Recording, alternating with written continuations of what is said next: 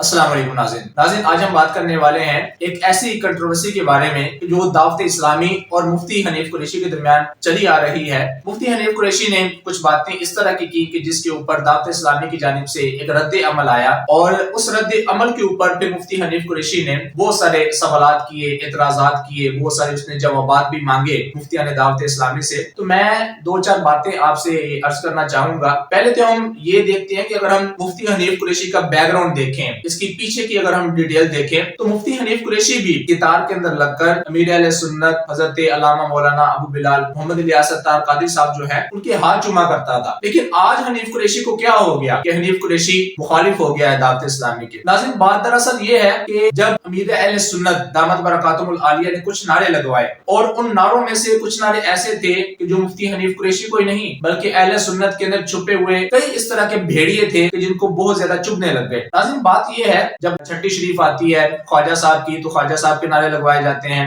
جب عید میلاد النبی آتی ہے تو عید میلاد النبی کے نعرے لگوائے جاتے ہیں، جب اس طرح کے کوئی بھی موقع آتے ہیں جو صحابہ کرام علیہم رضوان مولا علی رضی اللہ تعالیٰ عنہ آپ کا یوم ولادت یوم شہادت ہے تو آپ کے نعرے لگوائے جاتے ہیں۔ اس کے علاوہ کوئی بھی بزرگان دین جو ہے ان کا کوئی بھی یوم عرس ہے یا یوم ولادت ہے تو دعوت اسلامی جلوس بھی نکالتی ہے مدنی چینل کے اوپر اور نعرے بھی لگائے جاتے ہیں۔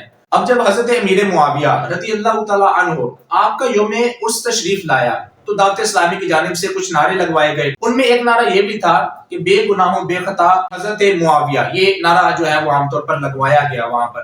اب دیکھنے کی بات یہ ہے کہ جب یہ نعرہ لگوایا گیا تو اہل سنت کے اندر چھپے ہوئے بہت سارے بھیڑیے، بہت سارے پیر، جن میں مفتی حنیف قریشی بھی تھا، جن میں عرفان مشہدی بھی تھا، بہت بڑے بڑے نام جو اہل سنت کے کھنگ مانے جاتے تھے، ان سب نے پیچھے ہٹنا شروع کر دیا۔ وہ سب مکرنا شروع ہو گئے، ان کے موقف آنا شروع ہو گئے، ان کے راز فاش ہونا شروع ہو گئے۔ اب پہلے تو حضرت امیر معاویہ رضی اللہ تعالیٰ عنہ آپ کے موضوع پر حنیف قریشی کو اچھا خاصا جو ہے وہ مصیبت کا سامنا کرنا پڑا۔ علماء اہل سنت نے جواب دیے اس کے، یہ بھاگنا شروع ہو گیا۔ اور دعوت اسلامی کے ساتھ اس کا اس وقت تک بہت اچھا ریلیشن تھا کہ جب تک دعوت اسلامی نے یہ نعرہ نہیں لگایا تھا، اور جب سے دعوت اسلامی نے یہ نعرہ لگانا شروع کر دیا ہے تو پہلے تو اس نے اس نعرے کی مخالفت کی، جو کہ امیر علیہ سنت نے یہ بھی بعد میں فرما دیا کہ ہم یہ نعرہ نہیں لگائیں گے۔ حالانکہ یہ خود پاگل انسان، اس کو اتنا جو ہے وہ سمجھ نہیں ہے کہ بے گناہوں بے خطا، اس میں کون سا کوئی جو ہے ایسا لفظ یوز کیا گیا ہے کہ جو اگر ہم یوز کرتے ہیں تو وہ صحیح نہیں ہے۔